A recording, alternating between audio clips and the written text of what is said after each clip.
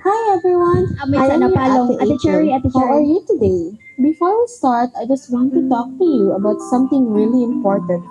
But don't worry, it's simple and it's all about you. Here we have a promise. We promise that all children will be safe, respected, and heard. We do not allow any form of abuse, bullying, or exploitation.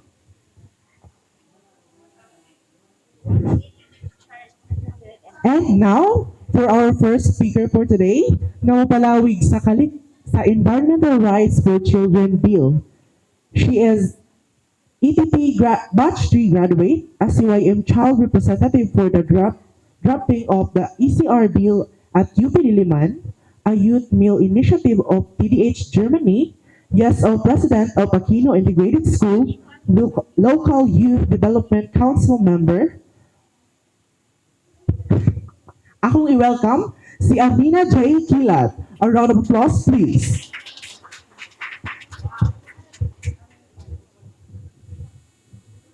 Okay, so makabata at makalikasang araw po sa ating lahat. My name is Amina J. Kilat and okay, so grabe po ito po ano. So basically, kung ako mo itong sa TDH Germany, I'm basically part of the Youth Meal Initiative and my work is to monitor and evaluate projects from the partnered countries sa TDH Germany. So also one of the CYM child representative at UP Diliman. Kauban ako diri ang amuhang host which is si Ate Giselle Grace, which is need sila mga statements sa atong mga kabatan-unan ug atuhang mga youth. So that is why namin dito para sa pag-draft sa atuhang bill. Other than that, I am a president at the YesO or Youth Environment in Schools Organization and a local youth development council member sa among municipality. Okay na po ang kuan? Wala po.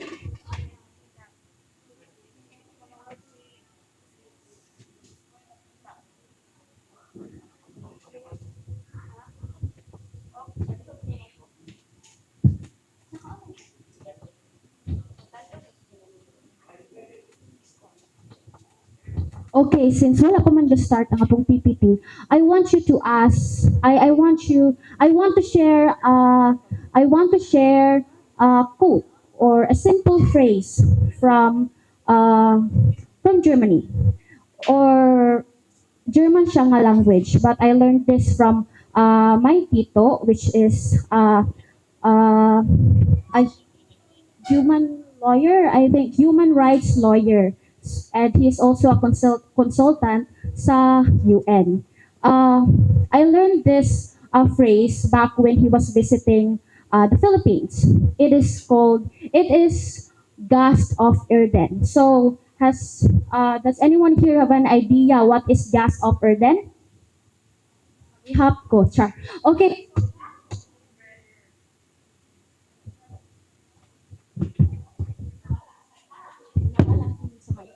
okay, so Gast of Erden means Gast means guest, and Erden, which is I love that word the most, is earth. So we are guests on earth.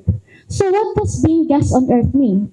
That is being responsible. As mga bisita, di ba kung mo bisita tag usa ka balay, magyagaw-yagaw ba da ita? Magkalat-kalat ba da ita sa usa ka panimuyo? Di ba dili? So, I think we should do the same sa atuhang earth. We should be guests on earth. Dili nato abusara ng atuhang kinaiyahan, dili ta magyagaw-yagaw, dili ta mag-abusado, dili nato exploitahan ang atuhang kinaiyahan atong kalibutan. Kay kita, lumalabay lamang. Kita, hingalima lang sa atuhang Pinoyanan. O kita, mga guests on earth, mga bisita rata sa atuhang kalibutan. And I think that would be all. So, okay na po ang PPT nato. Okay, thank you po. Next.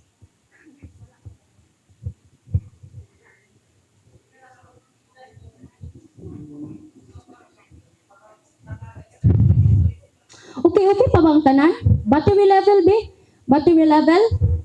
Aha, dire or dire? Battery level na to. Okay, so naanay nag midway ng atong battery level. So don't worry kay mapakuan karon, mapa-active kay naman tay mga group works. So paminaw mo. Charis, don't be pressured.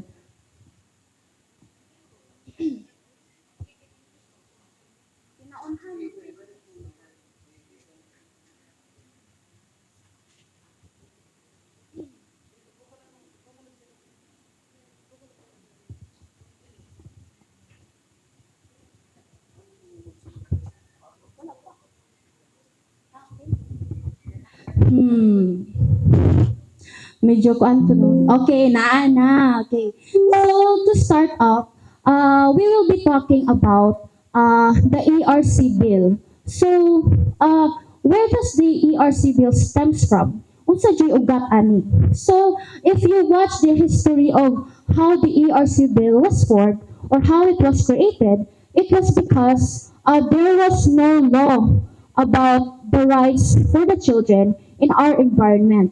Walay balaod nga natukod nga para sa ang walay natukod nga balaod para sa katungod sa mga bata sa atong kinaiyahan. And more dyan na ang pinaka-primary. Kay, kung mayon ta, di ba, ang mga bata ang sunod nga mualima sa atong kalibutan. Pero nga nang wala may balaod nga nga nagprotekta sa mga bata para sa atong kalibutan. So it's ironic, isn't it?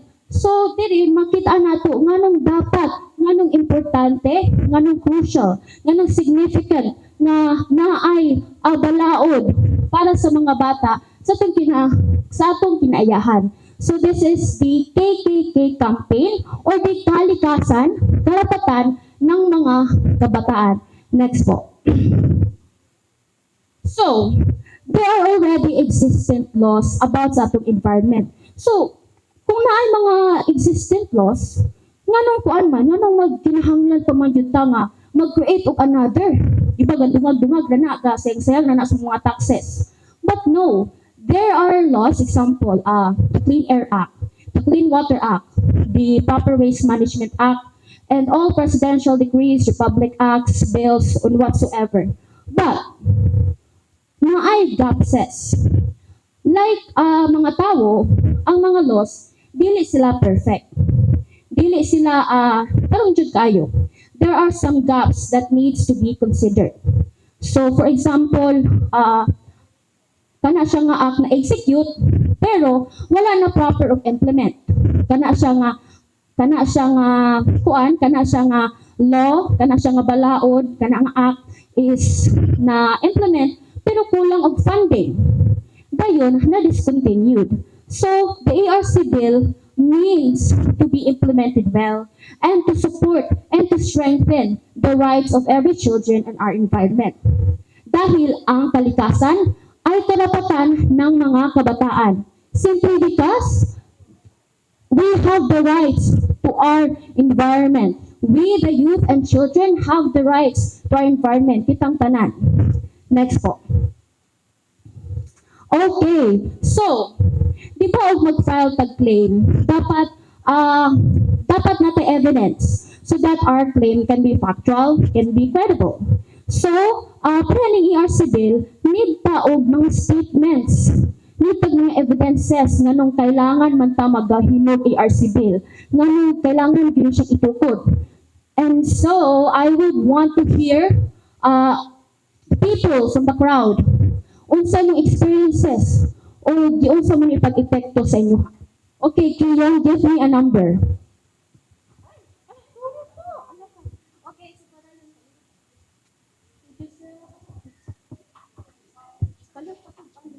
Give me a number, Kiyon. Give me a number, any number. Okay, number 10.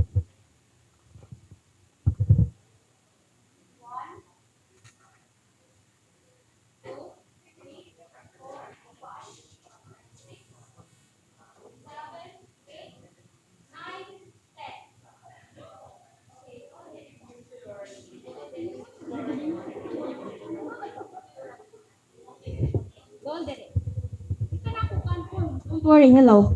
Doldere. Ano, mura mag-intimidating. please come here po. Okay po, please come here po. Doon po. Palihog, careful po. Okay. So, ay, sorry. Okay, kanang, don't be shy. Okay, so, mag-distance to gamay, aron dili kay maulaw. Okay, so, unsay mong mga experiences about any natural disaster. So, it could be flooding, pagbaha, kainit, earthquake, or any natural disasters.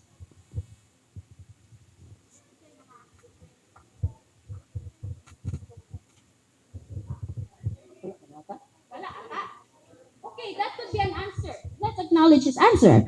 So, his experience is that wala daw yung mo. So, also may epekto ni mo ni nga wala man yung mo kayo na experience nga ma-disaster. Mayo. Okay, so, yes, you may now go back to your seat. Thank you po. Okay, so ang iyang giingon, wala siya na experience ng natural disasters. So that's good, maayo. Kaya wala siya na experience because natural disasters could be traumatic for every child. Even I experienced natural disasters. I experienced flooding nga nahitabo sa Manila.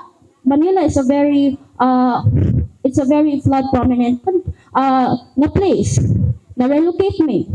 Nakasunod ko nga 4 years old ko, nasudlan may tubig, ay mga halas, gikuha ko sa humama. So that's very traumatic for some people. There are some people nga ilang mga balay is gikaon sa tubig. So that would be very dramatic. That would be very traumatic. So yeah, let's acknowledge that. So another person. Ikaw kuya, give me a number. 7.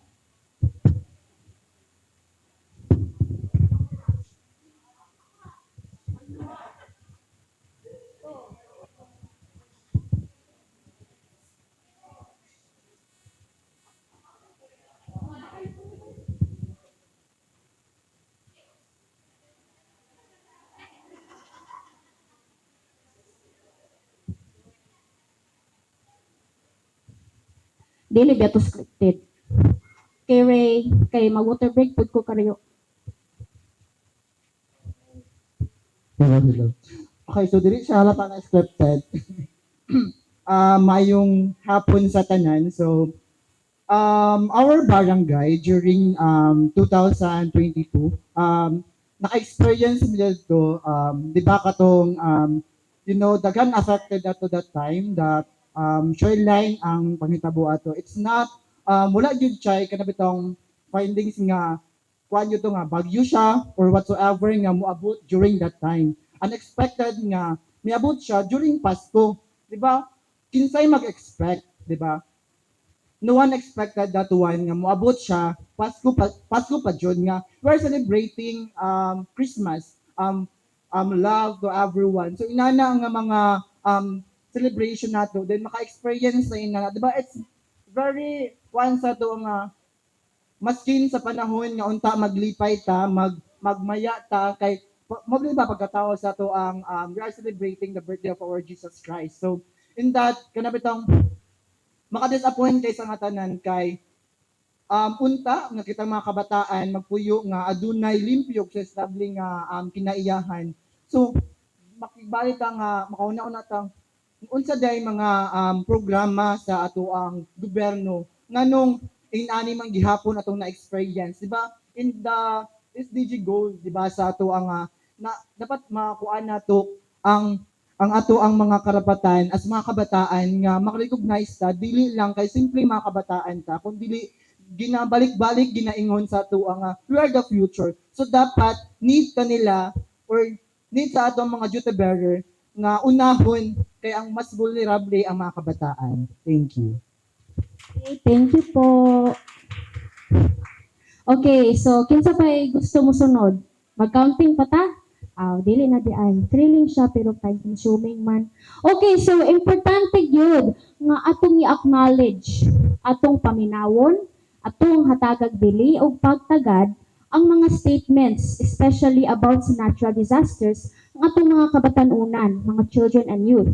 Because one of the factors nga nganong murag ma-trauma sila, magkaroon sa like PTSD magani, is because of their experiences and they rarely talk about it. So dili ma-release ang steam, di ba? So, next slide po. Why is it important? Bakit ito malaga?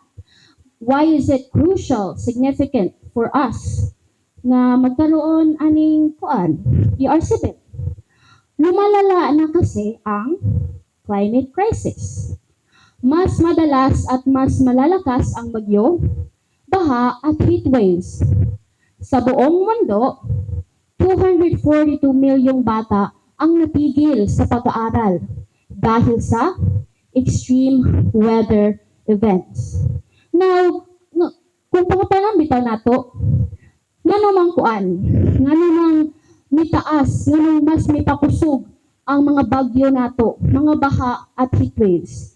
Can someone give me an example from the crowd? Mag-ihap ko. Dili dai. Okay, so one of the main factors for that is because nakapadugang atong climate change. Carbon emissions, improper waste disposals, carbon footprints, they would all add up para pagdugang sa atuhang mga natural disasters. Because these disasters, they're natural occurrence. They are natural phenomenons. They would happen sporadically or maybe even annually, yearly. But kung sagulan ni siya og mga climate change, mas mapatrigger ni siya nga mga effects. For example, El Nino. El Nino happens maybe annually or sometimes it could even skip a year or it happens sporadically. But El Nino karon moabot daw nabalitaan ako na moabot daw siya March. Mas mosamot pa ang El Nino ug sagulan og climate change. Mas mo pa-trigger. Mura bitaw siya og kanang chemical bis wala na siya stable na siya nga element pero sagulan ni muglain mo buto murag mo ikuan na siya something changes ing ana pud nang atuhang mga kuan ing ana pud natong weather event. So let's stay cautious, let's stay aware. And 242 million nga mga bata ang maapektuhan, meaning dili ra ang Pilipinas mo naka-experience kundi whole world, especially those vulnerable and marginalized nga mga nasod. And one of that is ang Philippines. The Philippines is very vulnerable. Ibig sabihin, hindi na ito future problem. Kundi nangyayari na ito ngayon. Wala na ito mo.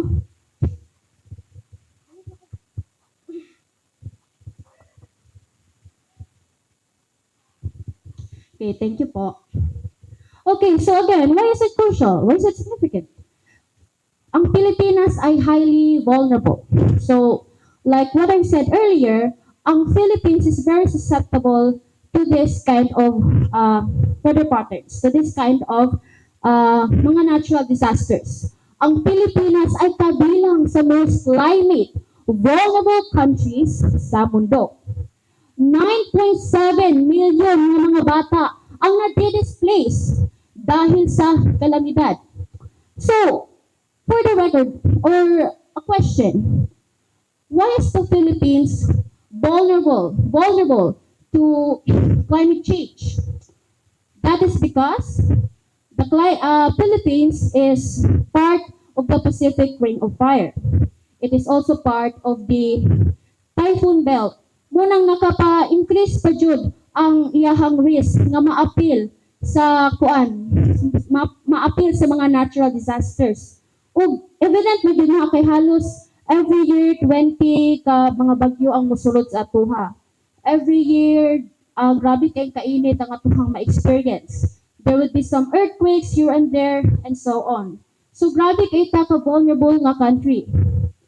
And then 9.7 million kabata ang ma-displace dahil sa kalamidad based on the research from 2000 to 2016 to 2021.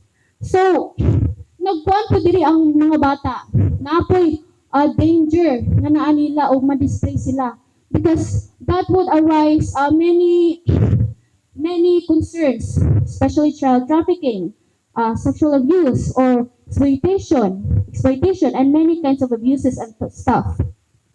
Next po.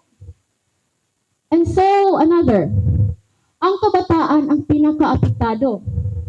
So, nganong ang mga kabataan maging pinaka-apektado aning mga nga mga occurrence? That is because we are still developing. We are still growing.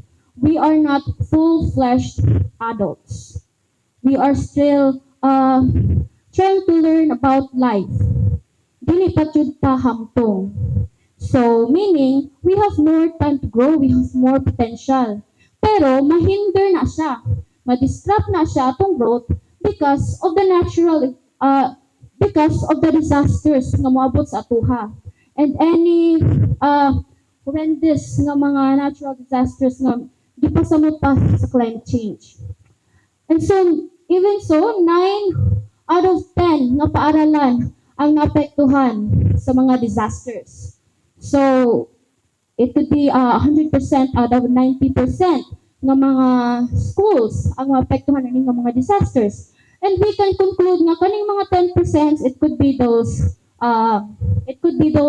mga geographically lucky na mga schools or mga schools nga we call for the rich kids or the schools mga private nga lucky sila kay enough sila og funding, enough sila facilities na sila maka-evacuate dayon they are ready for disasters. But how about this 9%? How about this 90%? Those are the school of the most vulnerable or the vulnerable children na sila dili dayon makalingkawas sa mga disasters. Dili dayon sila makatindog, makabarog dayon o mabangga sila ng mga disasters nato. And tumataas ang sakit, gutom at pagkawala ng tirahan. Mintaas pa jud ang mga sakit, kagutom o pagkawala sa ilang mga balay. So grabe jud kayo ang risk, ang threat niini sa atuhang mga bata. Kay mawad-an pa silang balay. It could poses any exploitation or any abuses. Sakit, ang atuhang right to health, right to develop, right to life, to survival is being trampled on and it's being affected. And also ang pagutom. Dapat no child should be left hungry yun. Dapat no child should be left with an empty stomach, grumbling because it is hungry. Ibig sabihin, ang buhay natin, ang ating kalusugan, at edukasyon ng mga bata, tayo, youth, ang direktang naaapektuhan. So we the youth, that's why we the youth are the most vulnerable sa mga ingani ng mga events. And that by having the ERC bill, we could strengthen our rights. Our voices could be acknowledged. Our voices would be listened. Hatagan tagpagtagad, hatagan tagbili sa atong mga lideratos. And then next slide po. And this will be introduced by my next partner. Yes, my partner. Alright, thank you kayo Amina sa pag-give of context sa ato ang the importance of KKK campaign. And then, okay, short review. What is one?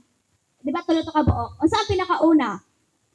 Bakit ito mahalaga? First is wala ga take note. First is bakit ito mahalaga? Dahil ang Pilipinas ay highly vulnerable. I mean, that's two.